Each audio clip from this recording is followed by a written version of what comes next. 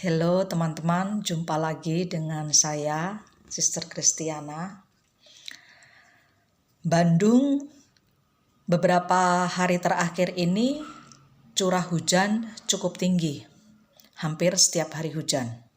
Kemarin perjalanan dari Ciamplas sampai ke rumah Cigadung dengan motor tanpa jas hujan, karena lagi dipinjam sama Pak Ujang. Sampai rumah mandi air dingin, badan tetap segar. No sneezing, no coughing, nothing uncomfortable, tetap nyaman dan tetap sehat. Karena air hujan tidak akan melukaimu ketika kita tahu bagaimana kita memperlakukan mereka. Berbicara tentang air, it is very easy to bring water and air in our life, in our control. Artinya apa? Kedua elemen ini, air dan udara, sangat accessible dengan kita.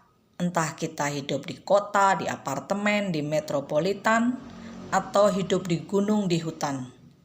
Kita akan berinteraksi dengan dua elemen yang namanya air dan udara.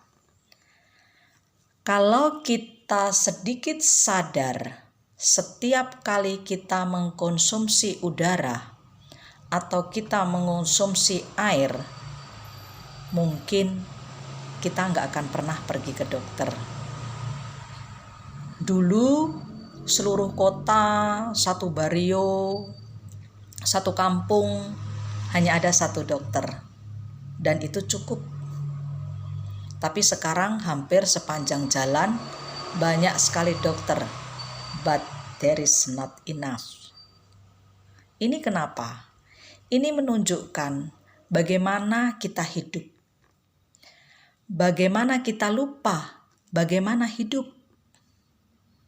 Ketika kita kurang menghargai yang membuat kita hidup, seperti tanah, di mana kita menggantungkan makanan padanya, udara yang kita hirup, air yang kita minum, langit yang menopang kita.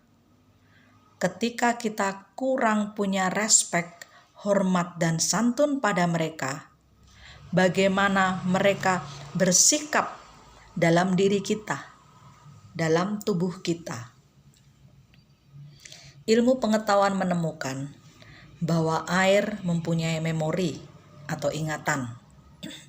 Molekul air di dalam air akan berubah ketika kita melihat atau ketika kita menyentuh.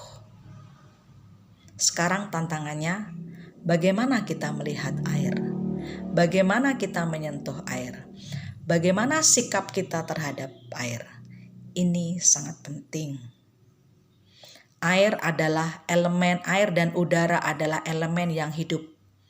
Mereka bukan barang yang mati. Just the same like us, human community. Refleksi interior Thomas Berry memberi perhatian berulang, memperjelas hubungan antara keyakinan atau agama dan alam sebagai tempat di mana komunitas manusia bertemu dengan yang ilahi. Terima kasih. Sampai jumpa.